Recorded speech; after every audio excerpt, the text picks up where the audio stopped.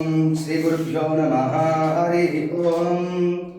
श्री कल्याण गुणावहं रिपुहरं दुःस्वप्नदोषावहं गंगा स्नान विशेष पुण्यफलदं गोदानतुल्यं नृणाम् आयुर्वृद्धिदमुत्तमं शुभकरं संतान संपत्प्रदं नानाकर्म सुसाधनं समुचितं पंचांगमाकर्म्यताम्।